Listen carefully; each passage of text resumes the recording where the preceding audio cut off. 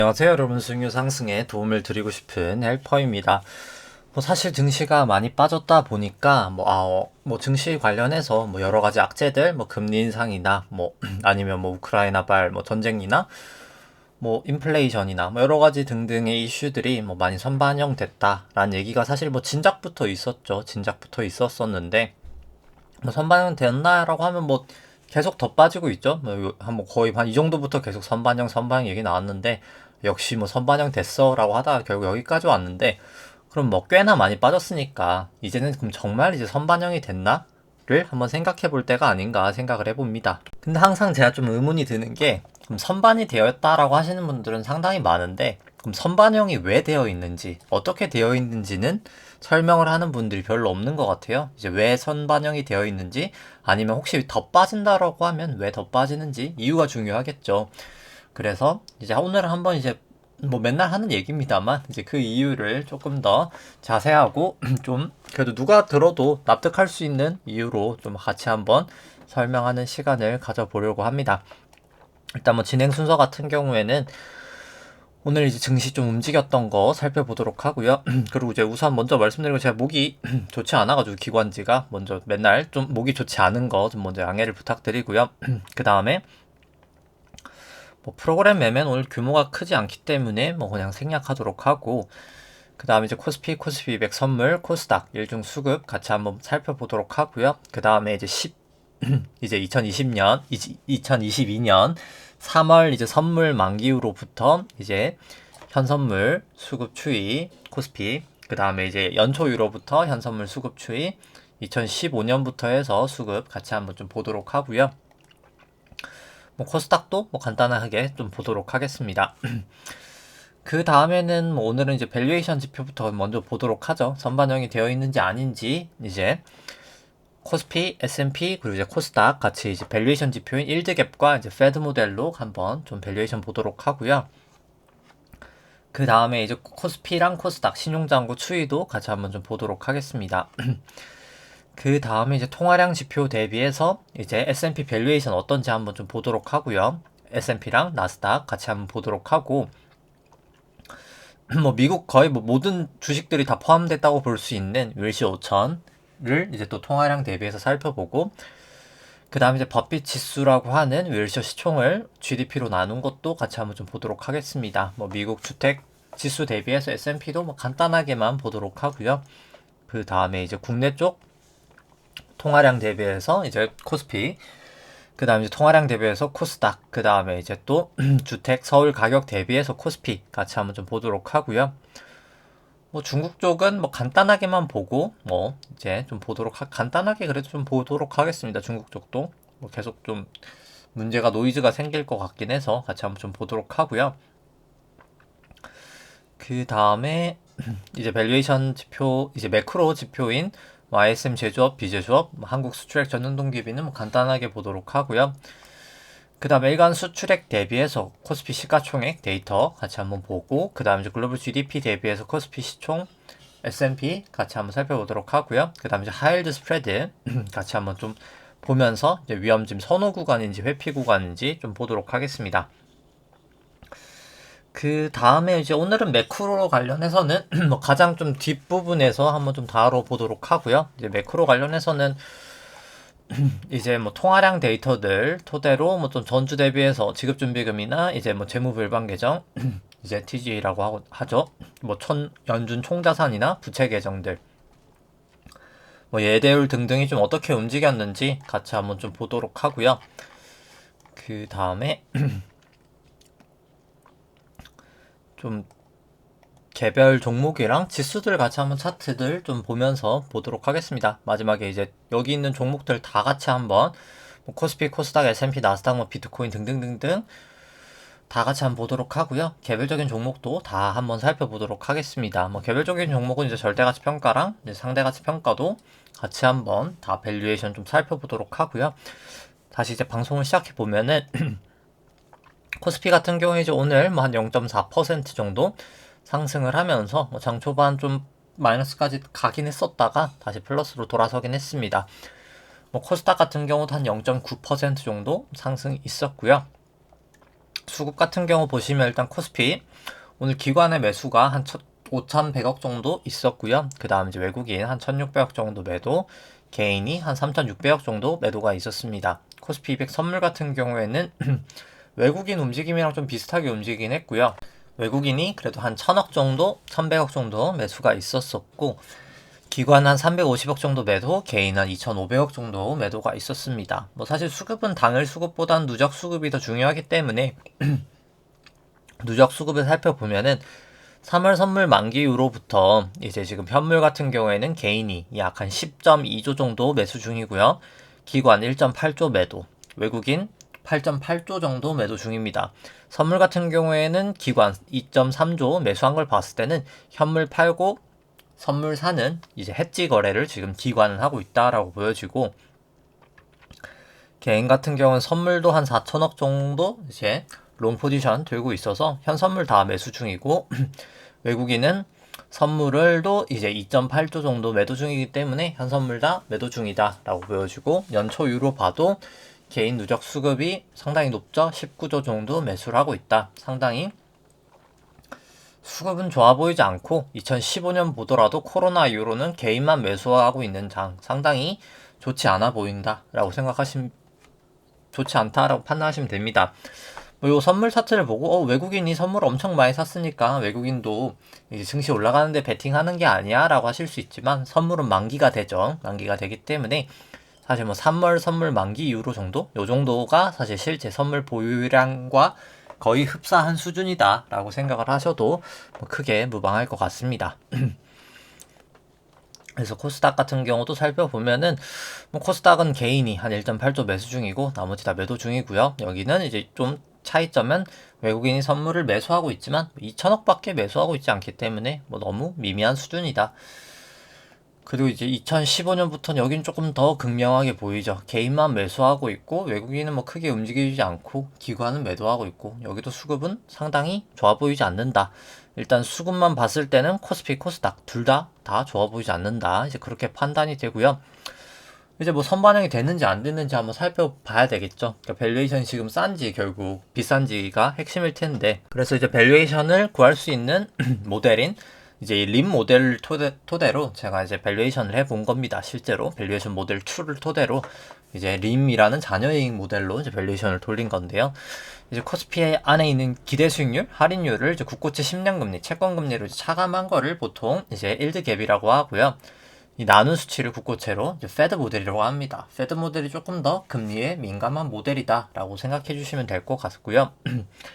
결국 그냥 두 모델 다 높을수록 증시가 저평가고 낮을수록 고평가다라고 생각하시면 됩니다. 코스피가 많이 하락했음에도 불구하고 금리가 여전히 아직까지는 높은 수준에 위치하고 있기 때문에 증시는 여전히 고평가다라고 보여집니다. 일드갭으로 보나 페드 모델로 보나 둘 다 고평가다라고 보여지고요.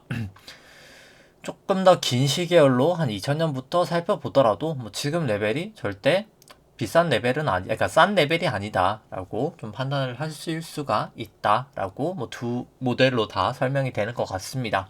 그래서 지금 이만큼 빠졌다고 해서 선반영이다라고 하기에는 저는 무리가 있다. 일단 코스피 그렇게 판단이 되고요. 뭐 코스닥도 마찬가지로 여전히 밸류에이션 부담은 높다. 그렇기 때문에 선반영이라고 하기에는 지금 뭐 충분하게 조정을 받은 건 아닌 것 같다라는 게 제 생각이고, 그 다음에 이제 코스피랑 S&P 같이 돼 있는 걸 보시면은 원래 같이 가다가 2018년부터 좀 이격이 나고 있죠. 뭐 이격 나는 거는 이제 뭐 양적 완화 이제 했던 게 이제 QT가 되면서 실제로 유동성이 풀리는 거, 이제 QT가 실제로 좀 이게 길어질 수 있는 얘기지만 QE는 이제 금융시장의 유동성을 공급하는 거고 QT는 이제 실물시장에다 유동성을 공급하는 거거든요. 그래서 QT를 이제 그냥 유동성 긴축이다 이렇게만 잘못 생각하시는 분이 있는데, 금융시장에 대한 유동성이 긴축이 돼서 실물시장으로 유동성이 공급이 되는 형상이 QT다라고 생각하시면 됩니다. 뭐 일단 뭐 그건 좀 뒷부분에 설명을 드리고, 아무튼 이제 그것 때문에 결국 증시가 이제 올라갔던 부분이었었고요. 그 당시에는 이제 그렇기 때문에 일단 금리가 되게 낮은 상황이었었습니다. 이 당시 이제 좀 올라가는 사이클이긴 했는데 밸류에이션에 비해서는 이제 금리가 쌌다라고 보면 되겠죠. 그렇기 때문에 이제 밸류에이션이 좀 싸다라고 이때 올라갔었잖아요. 이제 그런 상황이었었는데 아무튼 이제 미국이랑 이격이 났던 건 아무튼 미국 금리가 낮아서였었던 건데 이제 그게 미국이 지금 금리가 많이 올라가면서 사실 많이 비싸진 거죠. 그래서 전 밸류에이션 갭은 두 나라가 좀 메워져서 결국엔 미국이 낙폭이 더 클 거라 판단이 됩니다. 최근에도 미국 낙폭이 훨씬 더 크죠. 저 같은 경우는 그래서 나스닥 숏을 계속해서 뭐 나스닥 고점부터 지금 진행 중에 있고요. 뭐 페드 모델로 보더라도 뭐 두 나라 다 밸류에이션은 부담이 있어 보인다. 근데 뭐 좀 약간 살짝 반등하는 것처럼 보이는데 이 부분이 이제 금리가 좀 빠져서고요. 이제 금리는 저는 뭐 조금 이따 차트 보여드릴 때 말씀드리겠지만 금리는 좀 하락을 하리라 봅니다.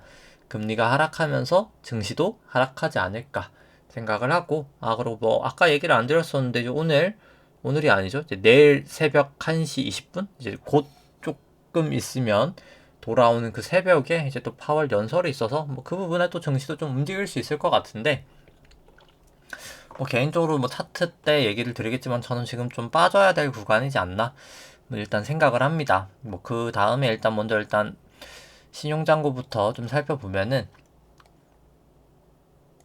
일단 뭐 코스피랑 코스닥 합산 신용잔고부터 좀 살펴보면 보시면 합산 신용잔고 같은 경우에는 제 18일날 방송했던 것 같으니까 뭐 살짝 늘었습니다. 21조 한 6천억 정도 되면서 미세하게 좀 늘기는 했고요. 뭐 크게 뭐 아직까지는 추세는 있진 않지만 중기적인 추세는 이제 고점 치고 빠지고 있는 추세다라고 보시면 됩니다. 그렇게 좋아 보이는 모양이 아니죠. 신용잔고를 코스피 시총으로 나눈 수치 같은 경우에도 고점을 치고 결국 빠지고 있는 추세이기 때문에 고점 칠 때 항상 증시가 결국엔 다 나락을 갔었거든요. 여전히 아직까지 너무나 높은 구간이다. 신용잔고도 저는 좋아 보이지 않는 구간이다 판단이 됩니다. 신용잔고 증감 속도 같은 경우도 이렇게 쭉쭉 내려가고 있는 부분 상당히 다 결국 끝이 좋지 않았거든요. 이번에도 좋지 않을 거라 판단이 되고요. 코스닥 같은 경우에는 뭐 차트만 보여드리고 뭐 설명은 생략하도록 하겠습니다. 여전히 뭐 사실 레벨이 높죠. 사상 최고치죠 거의. 코스닥 같은 경우에도 좋아 보이지 않는 모양새다라고 보시면 될 것 같고 그 다음에 이제 통화량 대비해서 이제 S&P 보더라도 요건 이제 역으로 높을수록 고평가, 낮을수록 저평가입니다. S&P를 이제 통화량 지표로 나눈 거기 때문에 다 컨버블 때까지는 아니지만 여전히 저는 높은 구간이다. S&P나 뭐 나스닥 둘 다 이제 그렇게 판단이 되고요. 과거 대비해서 엄청 높은 거죠, 사실. 그렇게 판단이 되고 윌시 5000을 M2로 나눈 지표 같은 경우에도 저는 아직까지는 고평가다. 이렇게 판단이 됩니다. 윌시 5000 시총을 이제 GDP로 나눈 버핏 지수 같은 경우에도 뭐 여전히 높죠. 여전히 뭐 빠지긴 했지만 이때가 너무 높았던 거고 아직도 높은 거죠. 다 컨버블 때보다 지금이 더 높죠. 이제 그래서 상당히 저는 뭐 증시는 조정폭은 좀 더 있을 거다라고는 보여집니다. S&P를 미국 주택 지수로 나눈 경우에도 이거 2월 데이터일 거예요. 3월이었나요? 2월 데이터네요. 2월 데이터까지 지금 나와 있는데 발표가 2월까지밖에 안 됐어서 일단 뭐 3월 거 나오고 4월 거 나오고 뭐 5월 거 나오면 더 내려오긴 했을 겁니다만은 뭐 그럼에도 불구하고 아직까지는 좀 주식이 더 비싼 밸류에이션이다 라고 보여집니다. 이제 코스피 같은 경우도 마찬가지죠. 여전히 아직까지는 저는 비싼 밸류에이션이다. 그러니까 뭐 엄청 이때만큼은 아니지만 아직까지 싸다라고 보기에는 선반영 되었다라고 보기에는 어렵다라고 코스피나 코스닥이나 뭐 둘 다 생각이 되고요. 코스피를 이제 서울 주택 매매 가격 지수로 봤을 때는 좀 레인지가 쫙 보이죠. 레인지가 보이는데 여기 이제 좀 대각을 타고 있는데 뭐 어찌됐든 간에 아직은 조금 더 빠져야 될 것 같다. 뭐 주택 대비해서는 오히려 주식이 더 비싸 보인다. 뭐 저는 그렇게 생각을 합니다. 중국 쪽 같은 경우에는 이제 통화량 지표 M1 나누기 M2가 사실 중요한데요. M1 나누기 M2의 파란 색깔 선이 낮을수록 사실 위험하다고 보시면 됩니다. 2015년 중반부 위험할 때 당연히 중국 증시 급락을 보였었고요. 이번에 여전히 위험한 상황에서 중국 증시 여전히 이제 똑같이 이제 급락을 하고 있는데 이게 참 문제가 되는 거죠. 이게 문제가 되는데 뭐 우리나라 같은 경우에는 가장 낮았을 때가 이제 IMF 1998년도, 2008년도 두 번째였었고요. 근데 이제 보통 이렇게 M1 나누기 M2가 낮아지면은 M1을 증가시키면 높아지는 거잖아요. 이 M1이 이제 본원 통화라고 해서 이제 결국 통화 화폐량 자체를 늘리면 이제 증가가 되는 거거든요. 그래서 돈을 그냥 찍으면 되는데 완화적인 통화 정책을 하면 되는데 그럼 뭐 완화적인 통화 정책을 하면 되는 거 아니냐라고 쉽게 이제 얘기할 수 있겠지만 물가가 아직까지는 이제 상방이라는 거죠. 소비자 물가 올라가고 있고 뭐 생산자 물가도 여전히 아직까지는 플러스 구간에 있는 겁니다. 근데 과거 2015년 중반부에는 마이너스에 있는 구간이었죠. 그렇기 때문에 물가를 솔직히 좀 올라가더 하더라도 뭐 돈을 풀어서 물가가 좀 올라간다 하더라도 오케이였는데 뭐 아직까지는 지금 그렇게 돈을 풀 상황이 못 된다는 겁니다. 뭐 최근에 뭐 중국 쪽 이제 LPR 금리를 좀 내리긴 했습니다만 뭐 그럼에도 불구하고 사실 적극적으로 저는 계속 못하는 이유가 이런 부분이지 않을까라고 생각을 하고 중국은 그래서 계속 좀 조심하셔야 된다. 저는 그렇게 좀 바라보고 있습니다. 그러니까 하나를 잡으면 하나가 안 되는 거죠. 돈을 안 풀자니 경기는 안 좋고 돈을 풀자니 인플레이션이 올 것 같고 뭐 이러지도 저러지도 못하는 상황이다 생각이 들고요.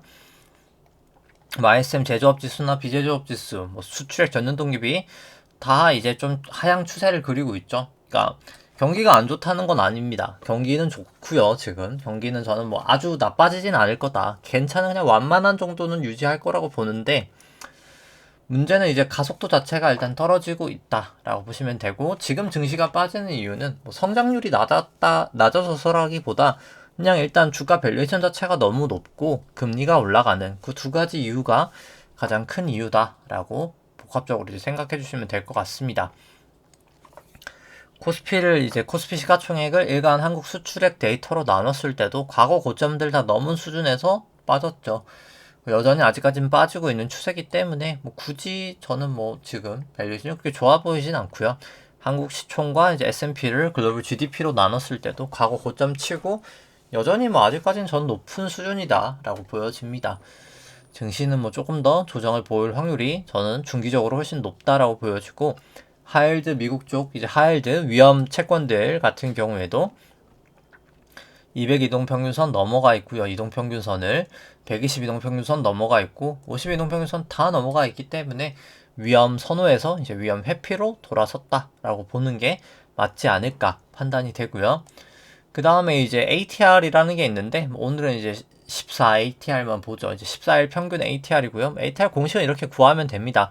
뭐 직접 구하실 건 없고 뭐 HTS나 MTS 다 나오기 때문에 보시면 되는데 결국 그냥 변동성 지수라고 볼 수 있고 빅스 옵션 안에 있는 이제 레벨 변동성하고 뭐 거의 비슷하게 움직입니다. 뭐 실제로 보시면 거의 유사하죠. 움직임이 거의 유사한데 50 이동평균선 넘어서 있으면은 이제 증시가 이제 내려갈 확률이 높고 밑에 있으면은 증시가 반등할 확률이 높다. 뭐 이런 느낌 정도로 생각하시면 되는데 뭐 나스닥 같은 경우는 살짝 내려오긴 했습니다만 저는 여전히 뭐 사실 위험 구간이다. 모두 다 나스닥 여기 ATR 빼곤 다 위에 있죠. 네, 조심하셔야 된다. 뭐 계속해서 생각은 들고요. 그 다음에 일단 뭐 오늘 같은 경우에는 그냥 차트들 보고 마지막에 다 좀 설명드리도록 하죠. 그리고 뭐 부동산 관련된 지표 같은 경우에는 뭐 특별하게 설명드릴 거 뭐 그냥 PIR 이제 주택 가격을 이제 소득으로 나눈 PIR 같은 경우에는 그러니까 연봉으로 나눈 겁니다. 여전히 둘 다 뭐 미국, 영국, 우리나라 다 일단 고평가라고 보여지고요. 이제 과거 대비해서 이때가 너무 높아서 그렇지 이때 이후로 보면 여전히 고평가 구간이고 주택도 사실 실질 주택 가격 같은 경우에도 미국 실질 주택 가격 우리나라가 밑에는 우리나라거든요. 우리나라 실질 아파트 가격 지수 그냥 물가를 감안한 주택 가격이라고 보시면 됩니다. 물가를 조정했을 때는 미국 것도 고점 치고 빠지고 있고 우리나라도 고점 치고 지금 빠지고 있는 추세다라고 보시면 됩니다. 뭐 저는 이제 부동산도 사실 단기 조정은 좀 있을 거라고 보고요. 이따가 결국엔 더 간다라고 봅니다. 이게 더 가는 이유는 이제 조금 이따 이제 좀 매크로 관련해서 이제 QE랑 QT를 이해하시면 되는데 이제 QT의 효과로 인해서 단기 조정 이후에 저는 더 가리라 봅니다. 부동산은 그러니까 뭐 부동산이 그냥 뭐 과거에 맨날 올랐으니까 부동산이 올라가는 게 아니라 지금 이제 올라갈 이유가 좀 빠졌다가 올라갈 이유는 저는 있다라고는 보여집니다. 그 다음에 이제 기술적 분석을 살펴보면은 코스피는 이제 코스피 200으로 살펴보도록 하고요. 이제 엘리어트 파동으로부터 일단 좀 먼저 보도록 하겠습니다. 장기 추세부터 보면은 1998년 외환위기 저점부터 해서 닷컴 버블 때까지가 1파, 그 다음에 닷컴 버블 하락이 2파, 금융위기 전까지 상승이 3파, 금융위기 하락부터 지루했던 조정 장세가 4파, 17년, 18년 상승이 5파로 이제 1, 2, 3, 4, 5가 큰 1파가 완성이 되었다라고 보여지고요. 그 다음 미중무역 분쟁 코로나까지 A, B, C로 큰 2파 완성이 되었다라고 봅니다. 그 다음에 이제 코로나 이후로 랠리를 보였던 이 고점까지가 3-1파, 3에서의 작은 1파였었다라고 보고요. 지금 내려가고 있는 파동은 이제 3의 2파다라고 저는 생각이 됩니다. 뭐 채널링을 하면 맞는데 뭐 이건 시간 관계상 뭐 설명은 생략하도록 하고요. 그 다음에 이제 코로나 저점 이후로부터가 3-1파인 거죠. 3-1파부터 살펴보도록 여기 1, 2, 3, 4, 5, 뭐 사전적인 사후 검증은 다 생략하도록 하고 결국 5파가 치고 나서 여기까지 A파, 여기가 B파, 여기가 C파까지로 해서도 큰 A파도 빠지고 지금 B파 이후에 C파가 내려가는 중이다 라고 개인적으로 생각을 합니다. 근데 국내 쪽은 사실 마지막 C파가 좀 애매해서 뭐 사실 뭐좀 이 부분에서를 제가 뭐 파동으로 설명드리긴 좀 어려운 것 같고, 그 다음에 일단 이건 먼저 괴선으로만 보면은 일단 지금 기준선 부근에서 계속 막히고 있죠. 이 5월 23일날 잠깐 넘어서긴 했지만 계속해서 기준선에서 저항을 받으면서 증시가 내려왔습니다. 그래서 일단 뭐 좀 있으면 기준선 방향도 내려올 거고 저는 아마 좀 내리지 않을까 내일은 이제 그렇게 생각을 하는데 뭐 그 이유가 단기적인 이제 파동 자체에서 제가 생각하기에 여기가 1, 2, 3, 4지 않았을까라고 생각을 하거든요. 그래서 아마 이제 5로 저는 더 빠지지 않을까 내일은 좀 그렇게 생각을 합니다. 근데 이제 뭐 어떻게 됐든 간에 좀 장기적인 추세는 뭐 파동이 깔끔하진 않아서 어디까지 빠진다라고 말씀드리기는 어렵습니다. 국내 같은 경우에. 그래서 제가 국내는 숏을 안 하고 있고요. 근데 뭐 그럼에도 불구하고 뭐 밸류에이션이나 여러 가지를 봤을 때 그리고 이제 뭐 삼주봉이나 등등 여러 가지를 봤을 때 뭐 빠지긴 빠질 것 같다. 근데 이제 어디까지인지는 저도 좀 애매하다. 그래서 여기 국내를 뭐 쇼치긴 조금 애매한데 중요한 건 그럼에도 불구하고 결국에는 빠진다. 이제 그렇게 생각이 되고요. 뭐 코스닥 같은 경우에는 뭐 괴선상 여기도 기준선을 딱 저항을 받고 잘 빠졌었죠. 그래서 뭐 아직까지는 저는 뭐 단기적인 기술적 반등이고 결국은 더 빠지리라 일단 보여집니다. 코스닥 같은 경우도. 그 다음에 이제 미국이 사실 파동이 훨씬 더 깔끔한데요. 이제 왜 근데 미국이 더 파동이 깔끔할까라고 하면은 이제 시장이 더 효율적이어서 그렇습니다. 시장 참여자도 훨씬 많고요. 이제 금액 자체도 많고 여기는 또 23시간이잖아요. 실제로 시장 자체가 이제 현물 시장은 아니지만 선물 시장 23시간이죠. 그러다 보니까 시장 자체가 당연히 더 효율적이기 때문에 파동도 훨씬 더 깔끔하게 보일 수밖에 없다 라고 생각하시면 돼서 저 같은 경우도 메인은 미국으로 하고 있습니다. 지금 같은 경우에. 그래서 미국 같은 경우 2009년도 바닥 이후로부터 여기까지 1파, 2파, 3회 1, 3회 2, 3회 3, 3회 4, 3회 5로 3파, 여기가 이제 4파 트라이앵글 보이면서 여기까지 5파 고점을 쳤다라고 보고요. 지금 이제 A, B, C로 지금 내려가고 있는 파동이다 라고 보여집니다.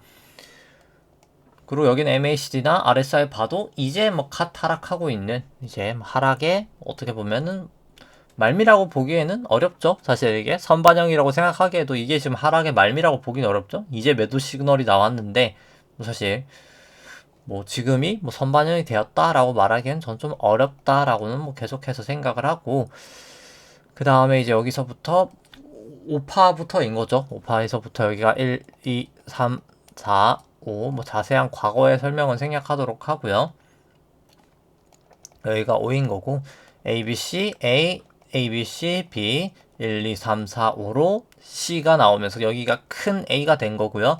A, B, C로 큰 B가 돼서 지금이 이제 큰 C로 떨어지고 있는 파동이다. 전 그렇게 생각을 합니다.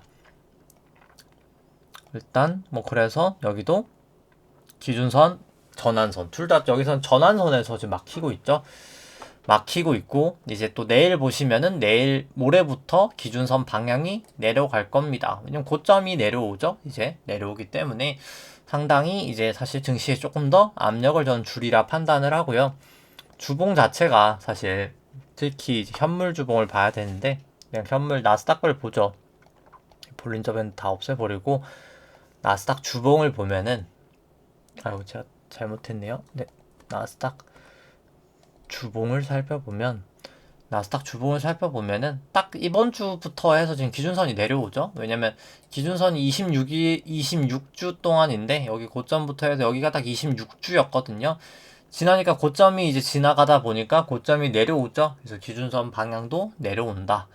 이제 그 부분의 영향으로 전 이번 주 좀 빠질 거라고 보고, 나스닥은 아마도 여기 200의 이동평균선 부근 정도까지 일단 1차적인 하락을 보리라 봅니다. 그래서 CS 1, 2, 3, 4, 5 저는 이런 식으로 빠지지 않을까, 일단 지금 그렇게 보고 있고요. 조심을 뭐 계속 하셔야 된다, 일단 그렇게 생각을 합니다. 뭐 나스닥도 똑같고 결국 나스닥도 여기가 A, B, C, A, A, B, C, B, C로 지금 빠지고 있는 단계다 라고 보시면 될 것 같습니다. 뭐 자세한 뭐 상대 파동도 보고 있긴 한데 뭐 시간 관계상 그냥 설명을 생략하도록 하고요. 비트코인 같은 경우도 뭐 결국 똑같이 지금 다 하방 추세라고 봅니다. 이제 여기까지가 1, 2, 3, 4, 5로 한 파가 끝이 나고, 이게 이제 큰 오파라고 보고요. 큰 오파 치고 나서 A, B, C로 A 빠지고 나서 B 올라간 다음에 지금 C로 내리고 있는 파동이다 생각을 합니다. 그래서 뭐 머지않아 저도 비트코인도 좀 하락을 하리라 뭐 생각을 하고요. 코스피 안에 있는 내재 변동성 같은 경우도 많이 구름대 안에 있기 때문에 조심하셔야 된다 이렇게 생각을 합니다. 그리고 200일 이동평균선에서 지지를 또 잘 하기도 했고요. 빅스 같은 경우는 결국 기준선 부근에서 지지를 잘 하면서 다시 올라왔기 때문에 여기도 조심하셔야 된다 생각을 하고요. 필라델피아 이제 반도체 지수 같은 경우도 똑같은 모양입니다. 뭐 그냥 A, B, C, B, 그러니까 A, B, C로 지금 내려가고 있는 모양이다. 뭐 그렇게 생각을 하고, 뭐 니케이 같은 경우가 뭐 사실 C는 조금 더 명확한데요. 이제 C의 1, C의 2, C의 3의 1, C의 3의 2, C의 3의 3의 1, 3의 3의 2로 이제 3의 3의 3이 나오지 않을까. 3의 3의 3, 4, 5, C의 3 완성, C의 4, C의 5에서 C의 3 완성, 뭐 이런 식으로 갈 것 같은데, 뭐 복잡한 얘기이기 때문에 뭐 설명을 생략하도록 하고, 결국 여기도 구름대를 시원하게 넘지 못하고 뭐 결국은 다시 구름대 안으로 왔고, 내일 만약에 여기 기준선과 구름대를 무너지고 떨어진다면 뭐 여기도 와르르 무너지리라, 26일 후행 스팬도 다시 재차 역전이 되면서 와르르 저는 무너지리라 생각을 합니다. 뭐 유로스톡스 같은 경우도 결국 재차 전환선 하회하면서 무너지고 있고요. 여기도 이제 26주 변화일이 오죠. 이제 보시면은 그렇기 때문에 참 다 좋아 보이지 않는다. 저는 뭐 사실 증시들이 다 좋아 보이지 않는다라고 생각을 합니다. 뭐 항생도 마찬가지고요. 뭐 상해종합도 사실 마찬가지고 뭐 다 좋아 보이지 않는다 생각을 하고, 달러 인덱스는 좀 내려왔는데 뭐 결국 여기 52동평균선에서 지금 지지를 하냐 마냐인 것 같습니다.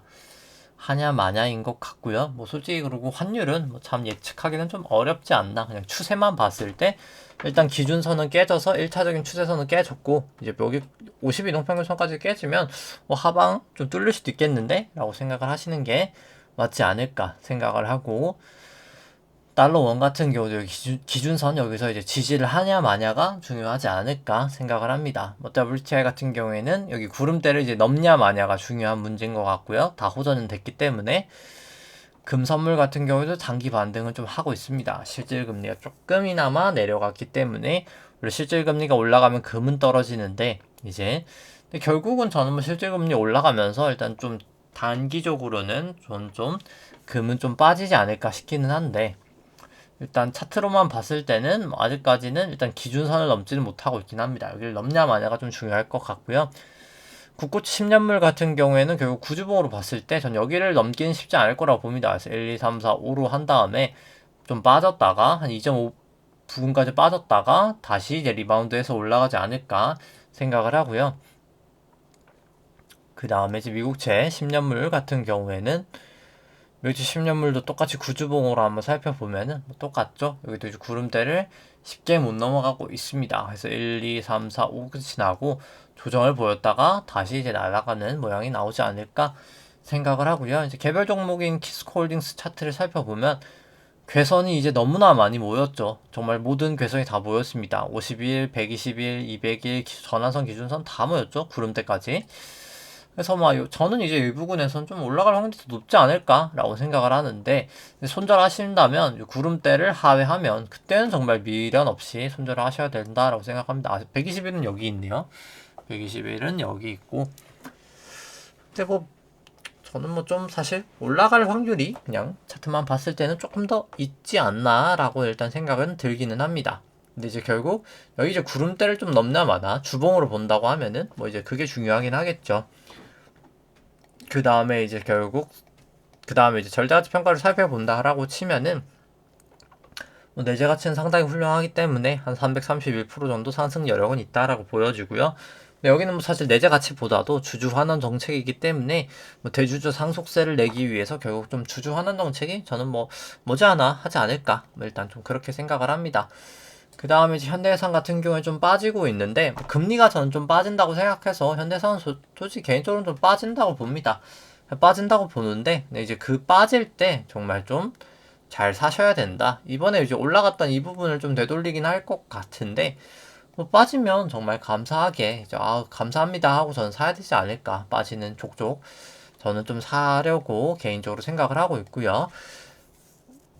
저는 이제 나스닥 숏을 하고 있잖아요. 이제 나스닥 숏 규모가 상당히 큰데 나스닥 숏으로 이제 번 거를 토대로 제가 나스닥 숏을 제 기억에 여기부터 했었습니다. 여기부터 나스닥 숏을 해서 지금 트레이딩을 하면서 여기까지 들고 있죠. 그래서 수익은 어마어마하게 났는데 이제 그 부분을 이제 지금은 상당수 주식으로도 있고 지금 현금이 더 많기는 한데 이제 그거가 이제 금리가 빠지면서 현대해상 밸류에이션 더 싸지면 매수를 해야 되겠다. 그렇게 생각을 하고 이 기대 수익률이 결국 높을수록 저평가고 낮을수록 고평가인데 현대해상 과거 비해서는 좀 올라오긴 했습니다만 레벨 자체는 상당히 이 정도면 높은 레벨이고 절대 수치 자체가 상당히 저는 지금 워낙 저평가되어 있다 생각을 합니다. 17%면 상당히 싼 거죠. 밸류에이션 자체는 상당히 저평가는 되어 있다 생각을 합니다. DB 손해보험은 설명 생략하도록 하고요. 어차피 비슷하기 때문에 설명을 생략하도록 하고 그 다음에 이제 현대상 받고 DB손분 지나가고 이제 우리금융지주 살펴보면은 횡령도 있고 했었지만 사실 회사 규모에 비해서 미미한 수준이기도 하고 그렇게 크게 저는 이슈가 되는 문제는 아니라고 보고요. 근데 그럼에도 불구하고 금리가 빠지기 때문에 단기적으로는 저는 좀 빠질 거라고 봅니다. 빠졌다가 올라갈 거라고 보는데 그래서 지금은 그냥 사실 좀 지켜보는 게 더 저는 또 좋지 않을까 생각은 하는데 사실 내려갈 때 그냥 계속 좀 추가적으로 사는 게 저는 계속 좋지 않을까라고 생각은 합니다.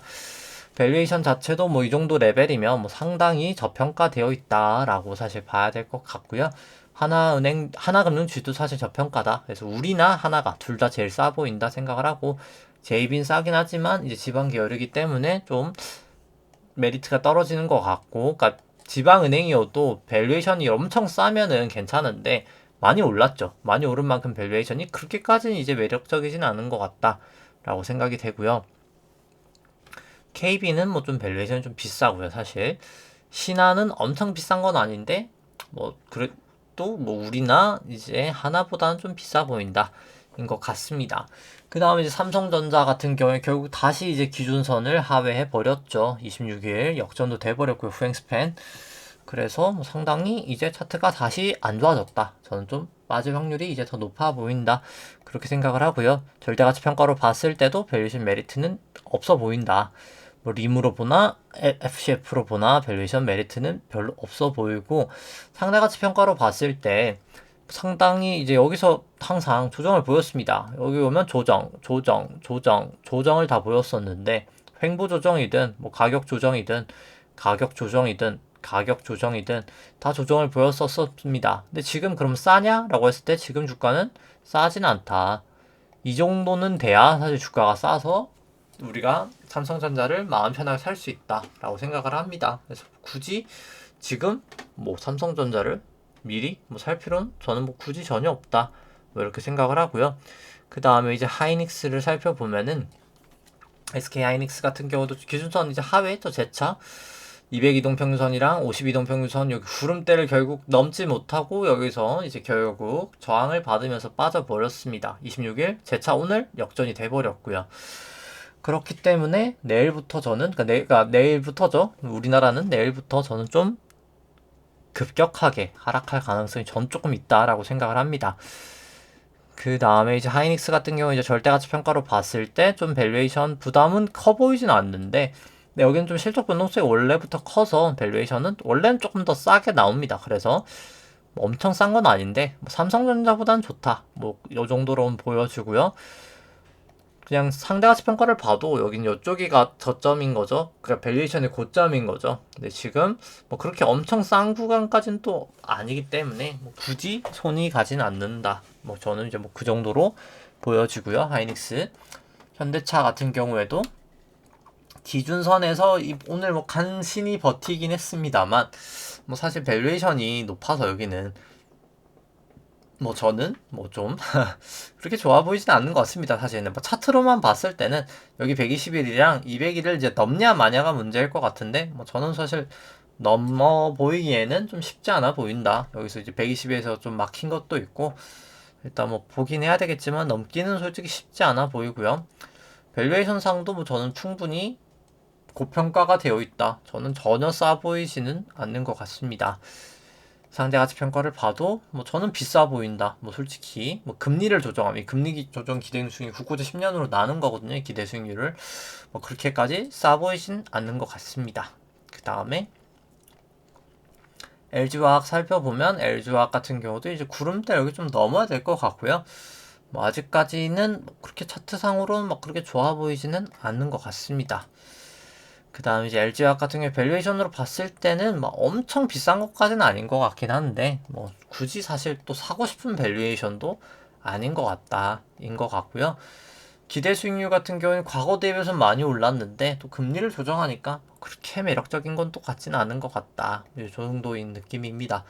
롯데케미칼 같은 경우는 결국 구름대를 계속 못 넘고 있죠. 구름대 못 넘고 이제 26일 스팬까지 역전되면 안 좋은 모습 나타날 수 있기 때문에 그냥 전 좀 조심하시는 게 맞을 것 같다 생각은 들고, 여기도 절대가치 평가로 봤을 때는 여긴 그래도 조금이나마 밸류에이션 메리트는 있지만 일단 상대가치 평가로도 엄청나게 또 메리트가 있는 구간은 아니기 때문에 뭐 좀 조심하셔도 나쁠 건 없지 않나 생각을 합니다. 효성화학 같은 경우에 결국 반등은 하고 있는데 아직까지 뭐 확실하게 이게 100% 반등이다 라고 하기에는 좀 애매한 부분은 많습니다. 그래서 구름대를 결국 넘어야 저는 뭐 솔직히 넘고 사더라도 그렇게 될 것 같고, 일단 뭐 지금 당장은 뭐 나쁘다고 좋다고도 말하기 좀 애매한 그런 상황이지 않나 생각을 합니다. 뭐 3주봉으로 봤을 때도 크게 뭐 볼린저 밴드를 지워버리죠. 여기 52동 평균선에 좀 걸려있고, 결국 주봉상 지금 이 보유하고 계시다면 뭐 여기 약간 빨간 색깔 나오는 게 이 200이동 평균선인데 여기서 지지를 보였거든요. 여기가 이제 무너지냐 안 무너지냐가 저는 좀 매우 중요하지 않을까. 뭐 여기가 이제 무너지면 정말 그땐 미련 없이 매도를 하셔야 된다. 뭐 전 그렇게 생각을 합니다. 근데 다만 뭐 밸류에이션 상으로는 충분히 밸류에이션 메리트는 저는 있다라고 여전히 생각을 하고요. 뭐 올해 실적은 좋지 않겠지만 중기적으로는 밸류에이션 메리트는 있고, 상대가치 평가로 봤을 때도 뭐 이 정도면 뭐 나쁘진 않다. 금리 조정했을 때는 나쁘지만 금리 조정 안 했을 때는 뭐 그렇게까지 나쁘진 않다. 뭐 일단 그 정도로 생각이 되는 것 같습니다.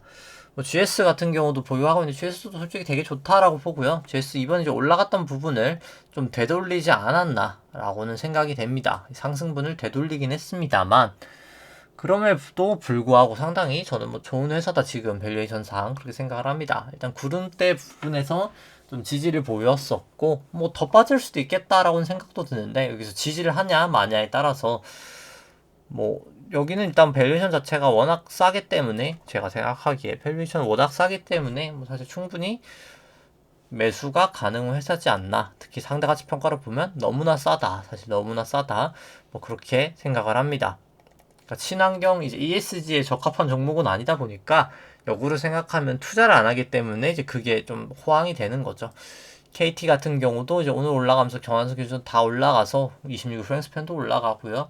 뭐 사실 추세는 여전히 아직까지는 좋아 보인다. 다 이제 넘어버렸기 때문에 뭐 그렇게 생각을 하고, 그 다음에 이제 절대가치평가를 봤을 때도 저는 밸류에이션 메리트는 충분히 있어 보인다.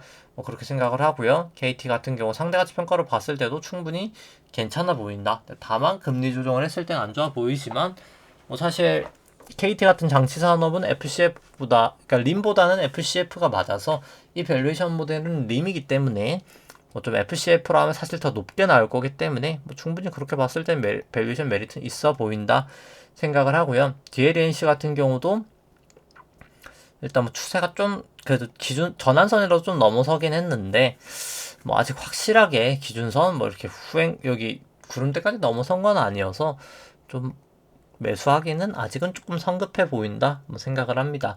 근데 다만 뭐 밸류에이션 상으로는 충분히 저평가되어 있다라고 보여지고요. 상대가치 평가상 이 부분은 조금 제외라고 보시면 지금 여전히 싼 밸류에이션이다 뭐 그렇게 생각을 합니다. 그 다음에 이제 카카오 같은 경우에 뭐 여전히 뭐 좋아 보이지 않는 모양새입니다. 기준선을 넘지 못하고 있죠. 그래서 좋아 보이지 않고요. 그 다음에 이제 절대가치 평가로 봤을 때 DLNC 절대가치 평가를 봤었네요. DLNC 봤었죠. 그 다음 카카오 이제 절대가치 평가를 봤을 때는 뭐 그렇게 크게 메리트가 있어 보이진 않는다 생각을 하고요. 상대가치 평가로 봤을 때도 뭐 카카오 전보단 나아졌지만 밸류에이션 메리트 그렇게 있어 보이지는 않는 것 같습니다. 그 다음에 이제 네이버 좀 살펴보면은 네이버 보시면 뭐 네이버 같은 경우에 오늘 뭐 신저가 기록하면서 빠지고 있고 사실 추세 여전히 계속해서 좋지 않다 뭐 그렇게 생각을 하고요. 그 다음 절대가치 평가로 봐도 네이버는 이제 사실 고평가가 되어 있다라고 보여주고 상대가치 평가로 봐도 뭐 그렇게 싸 보이지 않는다. 뭐 사실 비싸다고 하는 게 더 맞지 않나 뭐 생각을 합니다. 그 다음에 셀트리온 이제 살펴보면은 뭐 셀트리온 같은 경우에 이제 반등을 하고 있습니다만 결국 여기 구름대를 넘냐 마냐 두 번의 시도가 있었으나 제대로 넘지 못하고 하락을 했기 때문에 구름대를 확실하게 넘기 전까지는 뭐 굳이 매수를 할 필요는 전혀 없다 이렇게 생각을 하고요. 뭐 넘더라도 뭐 저는 밸류에이션상 그렇게 메리트는 없는 종목이다 생각을 합니다. 좀 안 좋다라고 보여지고요. 상대가치 평가로는 뭐좀 좋아 보여 단기적으로는 좀 좋아 보이는 것처럼 보이는데 그냥 이때가 너무 비쌌던 거라고 저는 판단이 됩니다. 그 다음에 삼성 바이오로직스 같은 경우에는 이제 구름대를 넘어서긴 했죠. 뭐 구름대를 넘어서긴 했는데 여긴 이제 200일 이동평균선 여기가 항상 최근 들어서 이 부분 보면은 좀 저항선으로 작용했기 때문에 여기를 넘냐 마냐가 좀 중요하리라 뭐 판단을 하고요. 절대가치 평가로는 사실 뭐 너무 비싼 종목이라 뭐 저는 밸류에이션 상으로는 뭐 투자하기는 좀 어렵다 이 종목은 그렇게 생각을 합니다. 삼성 바이오록스 같은 경우에는 사실 상대가치 평가로 봤을 땐 지금이 역사적 최고점이죠. 사실 저는 좀 상당히 좀 항상 부정적으로 보는데 이 주가가 이렇게 유지가 되는 이유가 있을 거잖아요. 이제 그거는 아무래도 저는 삼성 이제 생명이 가지고 있는 삼성전자 지분을 이제 삼성물산이 살 때 이 삼성 바이오로직스를 삼성물산이 들고 있거든요. 그 부분이랑 삼성전자랑 저는 수합할 가능성이 상당히 높다라고 보기 때문에 그러니까 대주주 이제 분들을 위해서 이제 삼성 바이오로직스 주가는 올리고 삼성전자는 내리는 게 뭐 사실 상대적인 주가를 이제 그렇게 내리는 게 삼성전자 대주주한테 좋은 행동이기 때문에 뭐 저는 좀 그렇게 지금 가고 있지 않나 뭐 계속 생각은 합니다. 그 다음에 뭐 그때까지는 사실 주가는 방어될 수 있겠죠. 근데 뭐 저는 뭐 굳이 밸류에이션 메리트가 없는 종목은 뭐 굳이 사고 싶지 않은 것 같고요. 맨시소프트도 반등은 했습니다만 결국 뭐 구름대라도 저는 좀 넘어야 되지 않나 생각을 하고 절대가치 평가를 봤을 때도 뭐 밸류에이션 메리트는 전 있어 보이진 않는다 없다라고 생각을 합니다. 상대가치 평가로는 저평가가 된 게 맞지만 뭐 금리 조정하면 그렇게 좋아 보이진 않는 것 같고요. 그 다음에 포스코 살펴보면은 포스코도 이제 드디어 구름대를 넘어서긴 했지만 조금 더 넘어서 200 이동평균선까지는 좀 넘어야 될 것 같고요. 그 다음에 이제 여기는 절대가치 평가로 봤을 때도 저평가가 되어 있고 상대가치 평가로 봤을 때도 충분히 저평가가 되어 있기 때문에 여기 포스코 같은 경우에는 뭐 사실 추세만 살아나면은 뭐 매수는 충분히 가능한 종목이다 라고는 생각은 듭니다. 그 다음에 LG전자 같은 경우에는 뭐 추세가 좋지 않죠, 사실. 그래서 뭐 굳이 지금 들어갈 필요는 없다라고 보여지고, 절대가치 평가를 봤을 때도, 근데 여기는 근데 절대가치 평가는 좀 저평가는 되어 있고요, 사실 충분히. 그 다음에 상대가치 평가로도 충분히 저평가는 되어 있어서, 뭐 추세만 좋아지면은 뭐 사실 종목 자체는 괜찮다라고 생각은 듭니다. LG가 아니죠. 이제 CJ 제일제당 같은 경우에는 이제 전환선 부분에서 좀 저항을 받았기 때문에 여기 200이동 평균선에서 지지를 받냐 못 받냐가 중요할 것 같습니다. 여기 52동 평균선이라 못 받고 무너지면 뭐 저는 좀 무너지리라 판단을 하고요. 그 다음에 이제 절대가치 평가로 봤을 때도 뭐 살짝 그래도 밸류즈 메리트는 있고, 그 다음에 이제 상대가치 평가로 봤을 때도 메리트는 있다. 이제 금리 조정하면 좀 없지만 조정 안 했을 때는 좀 있다라고는 판단이 됩니다. 그 다음에 이제 한국 기업 평가 살펴보면은 아직까지 빠지고 있고 122동 평균선이랑 구름대를 좀 지탱하면서 지지하냐 마냐가 좀 중요할 것 같고요. 그 다음에 이제 밸류에이션 절대가치 평가로 봤을 때는 뭐 그렇게 크게 메리트는 없고 오히려 살짝이나마 고평가가 되어 있고 상대가치 평가로도 뭐 그렇게 좋아 보이지는 않는다라고 보여집니다. 그 다음 이제 키움증권 같은 경우는 여전히 일단 아직까지는 저평가다라고는 저는 보여지고요. 사실 한국금융주도 뭐 저평가다라고는 보여지지만 뭐 굳이 이제 떨어지는 칼날 자체를 아직까지는 잡을 필요가 없다. 뭐 좀 반등하긴 했지만 뭐 저라면 그냥 구름대라도 넘고 사는 게 맞지 않나. 뭐 저는 개인적으로 뭐 그렇게 생각을 합니다. 한국금융지주도 뭐 마찬가지고요. 근데 한국금융지주는 아직 뭐 기준선도 뭐 넘지는 못했다라고 보여집니다. 그 다음에 이제 미국 쪽 애플 살펴보더라도 여기 전환선에서 막혔었는데 뭐 저는 오늘도 막힌 채로 더 빠지지 않을까. 여기 같은 경우는 결국 애플도 여기가 그 다음 A, B, C로 B, C로 지금 빠지는 중이다라고 보여지고, 테슬라 같은 경우도 결국 A, B, C, B, C로 지금 빠지고 있는 추세다라고 보여집니다. 그 다음 이제 아마존 같은 경우도 결국 아직까지는 저는 뭐 단기 반등 이후에 결국 빠진다라고 보여지고요. 게임스톱 같은 경우도 여전히 뭐 추세가 다 안 좋죠. 다 꺾여 있기 때문에 뭐 좋지 않은 상황이다. 뭐 다 그렇게 좋아 보이지 않는다 생각은 듭니다. 그 다음에 이제 뭐 매크로 관련돼서 뭐 사실 미국 쪽 일 한번 같이 한번 좀 보시면은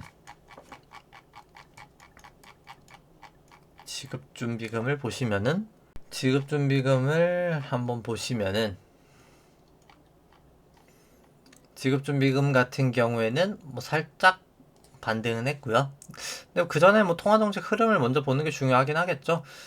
그냥 결국 양적 완화를 한다는 것 자체는 이제 국채를 증가시키고 국채를 뭐 자산 매입을 하는 거죠. 자산 매입을 하는데 자산 매입을 공짜로 하는 게 아니잖아요. 양적 완화 먼저 생각한다고 치면은 양적 보통 이제 유동성 공급이라고 하는데 뭐 공급을 해주는 이제 요인이 연방준비은행이든 뭐 ECB든 뭐 BOJ든 이제 각국 중앙은행들이 자산 매입을 하는 거잖아요. 그 자산의 대표적인 게 이제 국채고 MBS도 있는데 국채로 반다라고 치면은 국채를 매수하는데 국채 누구가 팔겠죠?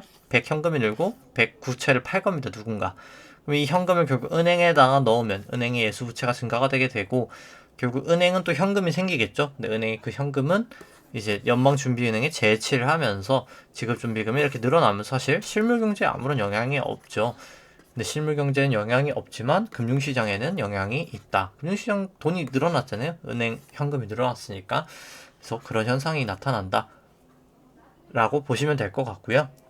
양적 긴축 같은 경우에는 그냥 자산 매입 축소가 아니라 자산 매입 축소는 이제 테이퍼링이고 자산 매각이나 이제 자산 재투자를 안 하는 거라고 보시면 되는데 사람들이 그냥 그래서 자산을 안 사는가 보다. 이제 유동성 긴축이다라고 생각하지만 뭐 딱 맞지 않는 말입니다. 그러니까 순서는 대출자부터 순서가 되죠.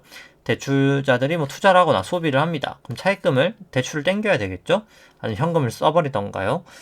이제 그렇게 되면은 은행에서 돈을 뽑던가 이제 결국 은행에서 대출했다고 생각해보죠. 은행이 대출해주면 현금이 필요하겠죠. 현금 지급준비금을 연방준비금에서 빌려오는 게 빼가는 거죠. 연방지급준비금이 떨어지고 부채가 떨어지는 거죠. 그러니까 자산이 이렇게 떨어지는 구조가 나타나게 됩니다. 이렇게 될 때는 결국 경제에는 어떤 영향을 미치게 되나라고 생각하면 금융시장 유동성이 떨어지는 거죠. 은행의 현금이 떨어지니까요. 대출을 나감으로써. 대출을 나감으로써 실물 경제에는 대출을 나감으로써 돈이 증가가 되게 되죠. 그래서 금융시장엔 유동성 긴축이 맞는 표현이지만 사실상 실물 경제에는 돈이 흘러간다. 뭐 이렇게 생각을 하시면 될 것 같습니다. 이제 이거를 이해하고 보시면은 결국 지급준비금 같은 경우에는 은행이 이제 대출을 많이 하다 보니까 돈을 빼서 사람들이 대출을 많이 하니까 지급준비금이 축소되고 있다. 이렇게 판단이 되면 되고요. 재무부 일반 계정 같은 경우에는 미국 재무부가 이제 그 국채를 찍거나 세금을 걷어서 모아놓은 이제 재정정책을 위한 현금인데 재정정책을 쓰려고 지금 돈을 다시 좀 모으고 있다. 이 트럼프 때 재정정책을 쫙 썼던 거고 통과됐던 이제 바이든이 이제 실제로 집행은 했지만 트럼프 정권 때 통과됐던 그 재정정책들이 바이든 때 통과가 되면서 돈을 쫙 쓰니까 TGA가 확 줄어든 거죠. 재정정책을 쓰니까. 지금 또 재정정책을 쓰기 위해서 다시 늘고 있다. 이렇게 보시면 될 것 같고 연방준비은행 이제 총 자산이고요. 이제 총 자산보다 사실 부채가 중요한데 이제 결국 뭐 부채가 4개로 크게 구성이 되는데 유통통화가 이제 그냥 프린트된 달러고요. 빨간 색깔 지급준비금이 이제 은행이 연방준비은행이 맡겨놓은 현금 지급준비금이고 재무불관 계정이 아까 그 TGA 정부가 이제 재정정책을 쓰기 위해서 모아놓은 돈입니다. 이제 리버스 레포 같은 경우가 이제 연방준비은행이 은행에서 차입한 돈이라고 보시면 되는데 원래는 양적 완화를 하면 그냥 지급준비금만큼만 양적 완화한 만큼만 지급준비금이 늘어야 되는 게 일반적입니다. 그래서 이때는 뭐 연두 색깔이나 보라색이 별로 없었죠. 이제 TGA나 이제 RRP 이 리버스 레포가 없었었는데 유난히 이제 이때부터 많은 걸 보실 수가 있습니다. 근데 이때 많았던 건 재정정책을 엄청나게 많이 했기 때문에 TGA가 컸던 거고요. 재정정책을 많이 하니까 사실 인플레이션이 왔다라고 보시면 될 것 같고 이때는 코로나 때. 근데 또 이상한 점은 2021년 5월 이때부터 해서 또 지급준비금이 감소하는 걸 볼 수 있습니다. 대출이 많이 나가서 온 거죠, 사실. 대출이 많이 나가서고요. 그래서 뭐 대출이 많이 나가는 건 그냥 수요와 공급으로 살펴볼 수 있습니다. 뭐 OECD 데이터를 토대로 뭐 간단하게만 본다라고 하면은 OECD 데이터 사실 업데이트를 지금 해야 되는데 제가 업데이트한 데이터는 있는데 지금 이게 업지를 못하고 있네요. 제가 요즘 좀 바빠가지고. 이 OECD 소매 판매가 이제 수요고 결국 빨간 색깔 산업 생산이 이제 공급인데 원래는 수요와 공급이 유사하게 흘러갔었다가 코로나 이후로 수요가 폭증하고 공급은 뭐 그렇게까지 늘지는 못하면서 줄진 않았는데 늘지를 못하면서 인플레이션이 발생하고 있다. 그래서 이제 대출도 많이 나가고 있다. 이제 이렇게 보시면 됩니다. 근데 대출이 많이 나가니까 결국 지급준비금이 떨어지고 있는 거죠. 일단 대출이 많이 나가 있는 걸 보시면은 이 대출 증가율이 증가를 하고 있다. 빨간 색깔이 확 증가하는 걸 보실 수가 있죠. 2021년 5월 정도부터 확 대출 증가율이 증가하고 있고 그렇기 때문에 예대율도 증가를 하고 있고 이제 그렇게 되면 어떻게 될까를 살펴보면은 결국 지급준비금이 떨어진다는 거잖아요. 근데 지급준비금이 결국 연방준비은행의 부채이기 때문에 연방준비은행 부채가 떨어지게 되면 자산이 떨어지는 QT가 계속 진행이 될 수밖에 없다라는 얘기고 QT가 계속 진행이 되면 제가 실물 유동성은 올라가게 되고 유동성은 많아지게 되고 그 다음에 이제 금융시장 유동성 떨어진다고 했죠. 근데 실물경제에 돈이 많이 풀리니까 실물경제에 물가가 올라갈 거고 금융시장은 돈이 없어지니까 금융시장 물가는 떨어지니까 주가랑 채권금리는 이제 빠진다. 그러니까 채권금리는 올라가고 주가는 내려간다. 채권 가격이 이제 떨어지는 거죠. 이제 그런 현상이 저는 나타나리라 생각을 하고 연준 부채가 줄어야 될 양이 또 어마어마하거든요. 그러니까 연준 저 총 자산 대비해서 GDP가 원래는 약 한 20% 정도 돼야 됩니다. 원래는 한 20% 정도 돼야 되는데 지금 뭐 거의 38%예요. 그러다 보니까 뭐 상당히 내려가야 될 폭이 많고 원래 20%까지 가야 되기 때문에 내려가면서 결국 그만큼 QT를 많이 해야 된다는 것 자체가 금리 인상, 그러니까 금리 특히 단기 금리 이제 기준금리를 올려야 되기 때문에 단기 금리의 크나큰 인상에 좀 약간 이유가 되지 않을까 이제 생각을 합니다. 이유인 거죠. 사실 이유가 된다기보다는. 그래서 생각보다 금리는 저는 빠질 거라고 보거든요. 이 기술적 분석상 좀 사실 단기적으로는 고점을 쳤다라고 봅니다. 금리는 단기적으로는 고점을 쳤는데 단기적으로 고점 친 금리가 이렇게 빠졌다가 다시 올라가리라 생각을 합니다. 그렇기 때문에 그 부분을 저는 조심하셔야 된다 라고 생각을 하면서 뭐 결국 오늘 방송 자체는 이제 저는 증시는 선반영되어 있지 않다. 그러니까 선반영이 되어가고 있는 계속 단계인 거죠. 그냥 계속 사실 현실을 좀 깨닫고 있는 단계. 그렇게 보시면 될 것 같고 아직까지 증시는 비싸다. 조심을 하셔야 된다.